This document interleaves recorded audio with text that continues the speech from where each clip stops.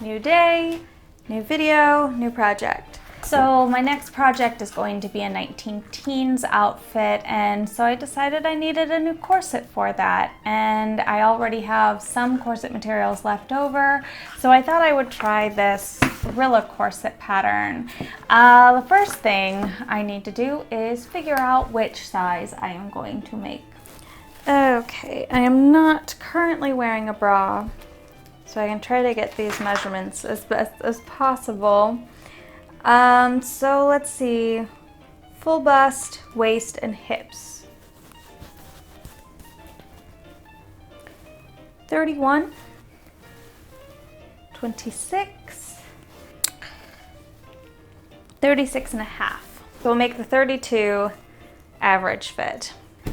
Pattern is cut out. I don't have any more of the green canvas that I used for my last corset mock-up, but what I do have is a crap ton of this canvas that I accidentally ordered a crap ton of. I needed maybe a yard. I don't know why I have all of this. I can't tell you what I was thinking when I ordered it. I should not be left on my own to buy fabric.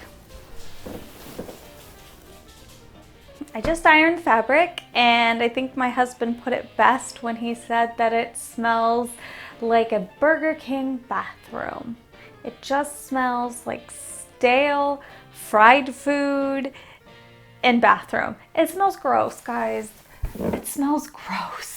In other news, I finally found these friction pins that everyone was talking about. So I had been looking all over for these. I was like looking in craft sections. I was looking everywhere. Guys, they're regular Pilot pens. You find them in the pen section. No idea. I searched way too long for them. I guess I could have just like Googled it, but that's too easy. Anyway, let's cut out a mock-up, shall we? The mock-up pieces are cut out. Let's put it together and see how it fits.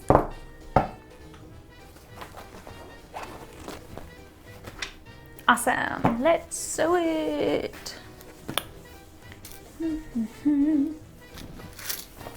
So far, I've got all the pieces put together. I kind of forgot how to do a busk insertion, so I was really thankful for how in-depth and thorough these instructions are. Now I'm about to do the back, and I was looking at how to do the lacing bones, and in the notions it says that you need 7mm boning and 7mm boning and 10mm boning, but now I'm thinking that is a typo. So I was looking at the straight steel bones, and those all say 7mm bones. So now I'm wondering if they're all supposed to be 7mm bones, which I feel like makes more sense because this 10mm boning just seems so wide for these lacing bones. So I think I'm just gonna go with the 7mm bones, and hopefully I have enough. I did not expect to get the mock-up done in one night.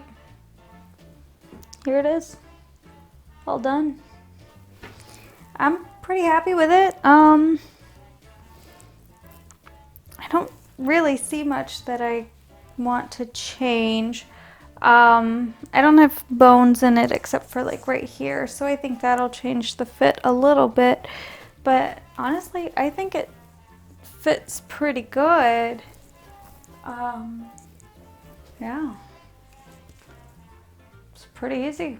I'm pretty sure this is the corset I should have started out with instead of trying to do the Edwardian corset. Like, if you haven't ever made a corset, I highly recommend this pattern.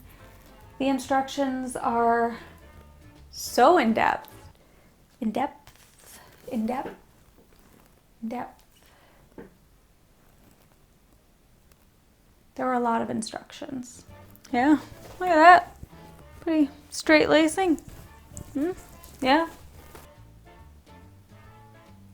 I guess I'll work on the real thing tomorrow.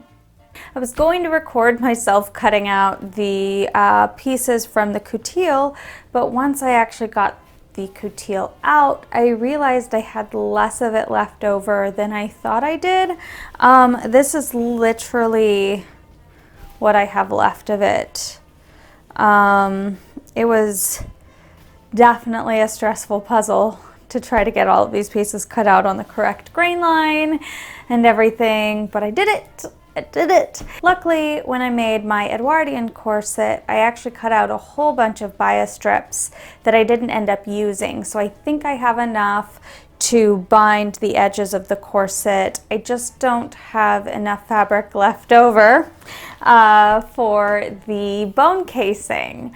So I'm gonna have to figure out something with that, but like I have so many scraps, I'm sure I can come up with bone casing. Like, that's not gonna be hard. The instructions were very interesting for the busk insertion. You would start in the middle of the first and second slot. You'd sew down to the top of the second slot, turn it, and sew all the way back up to the bottom of the first slot, and then sew back down to the middle. So therefore everything would basically be backstitched, but not backstitched. It's supposed to lessen the bulk of a backstitch, and so I thought I'd try it.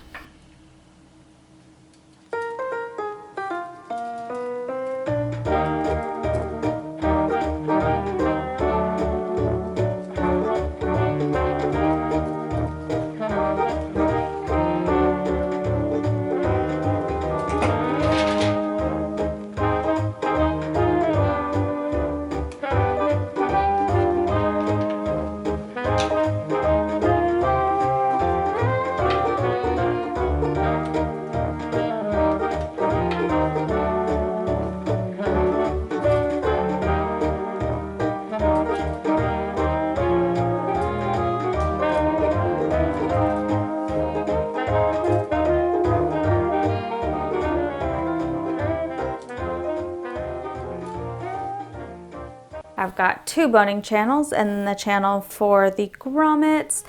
This last one is just basted in. So now I'm gonna put the boning in it, and then let's get to the grommets. I don't know if it's just me, but I can never get the awl pushed in far enough to make the hole wide enough for the grommet, and so it takes all my strength to do this. Once you get the hole large enough, then you have to hammer down on the grommet setting tool, and I swear it never actually works the first time I do it, so I have to do it several times. And then my husband comes in and he asks, how much more of that banging are you going to do? And then I just have to growl at him. And when I finally have it all done, I realize I have a whole nother side to do.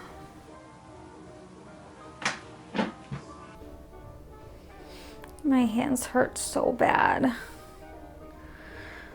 But it's done.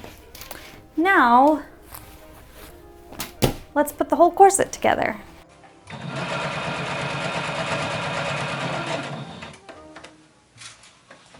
Now that the corset is all put together, I need to figure out the boning channels. I decided I was going to use this lace at the top.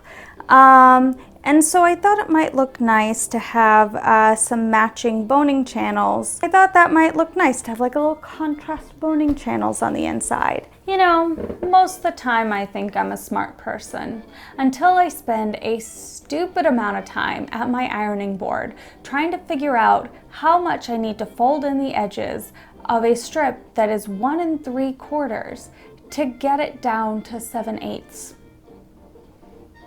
It's half. You're having it. So as long as the edges meet in the middle, it doesn't matter. You know, if we used the metric system, it would make sense because clearly it states here that the strips need to be 4.4 centimeters. And you fold that down to 2.2, but I didn't look at that because I am a stupid American.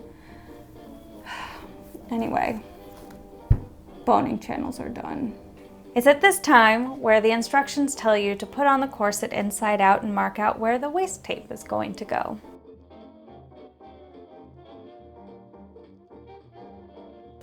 I've got the bone casings basted into place. Now the next step is to seam down the middle of the bone casing from the outside, just 1/16 away from these seam joins. So let's try it. This is the part that I am most nervous about. I'm nervous about all of it, let's be honest.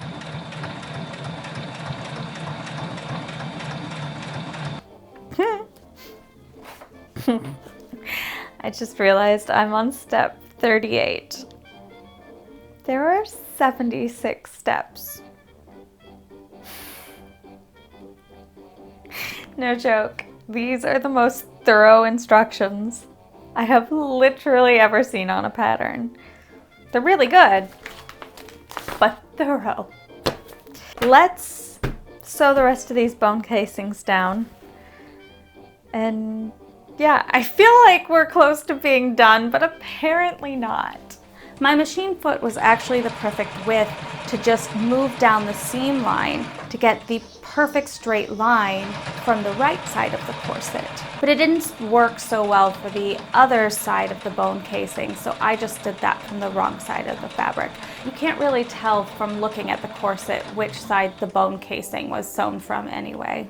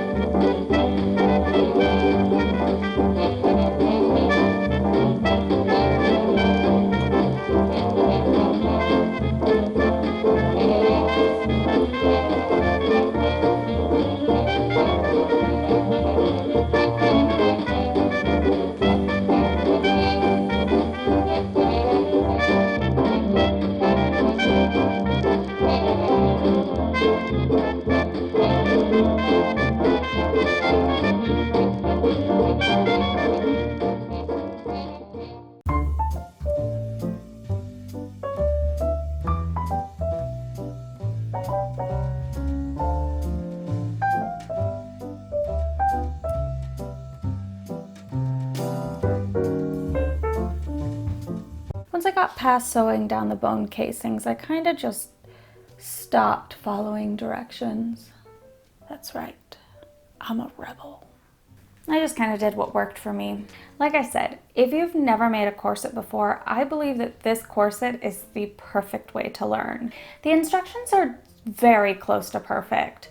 Like, they are detailed, they have great illustrations, they step-by-step lay out how to do literally any problem that you'd come across making this corset. 10 out of 10 would recommend. If you didn't see my Edwardian corset video, I will link it, I don't know, somewhere and down below. And make sure you stick around for my Downton Abbey inspired costume next week for the Costume Symposium. And you know what? While you're at it, don't forget to subscribe.